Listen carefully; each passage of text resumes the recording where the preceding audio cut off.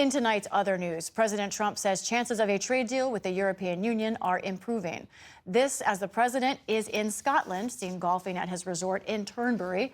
The White House calls it a working visit, with Trump set to talk with British Prime Minister Keir Starmer and European Commission President Ursula von der Leyen about trade and U.S. tariffs.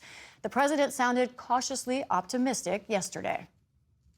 With the European Union, I think we have a good 50-50 chance. That's a lot. What are the sticking points that you Well, I don't want to tell you what the sticking points are, but the sticking points are having to do with maybe 20 different things. You don't want to listen to all of them. Protests and anger have surrounded Mr. Trump's trip to Scotland, including this scene in Aberdeen. An anti-Trump group hosted a kind of protest festival there. While in the country, the president will also attend a ribbon-cutting ceremony for a new golf course bearing his name. A White House spokesman did not address possible conflicts of interest, instead praising the course. House Democrats want more details on President Trump's potential connections with Jeffrey Epstein, asking for a copy of the disgraced financier's birthday book.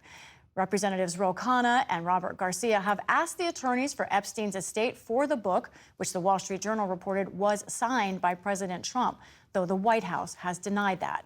The full House committee has subpoenaed testimony from Ghislaine Maxwell, who allegedly put the book together and is now serving time for crimes related to her time with Epstein.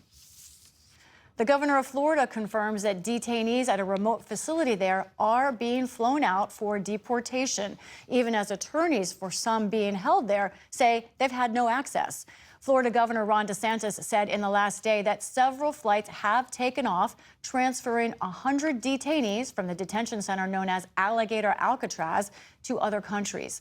This despite outcry and a lawsuit filed by immigration attorneys who say they have not been able to check on or provide legal counsel to their clients. The state of Florida runs the facility. An official there said attorney visits did not begin because of, quote, technology problems.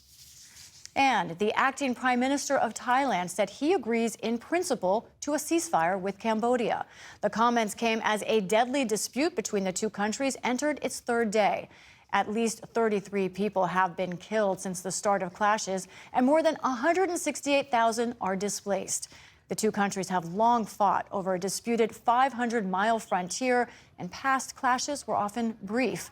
Today, President Trump warned both countries on social media that if there is no ceasefire, the U.S. will not make trade deals with them. Still to come on PBS News Weekend, a pervasive but little discussed health condition for women. And the newest faces in K-pop. That includes two defectors from North Korea. This is PBS News Weekend from the David M. Rubenstein studio at WETA in Washington, home of the PBS NewsHour, weeknights on PBS.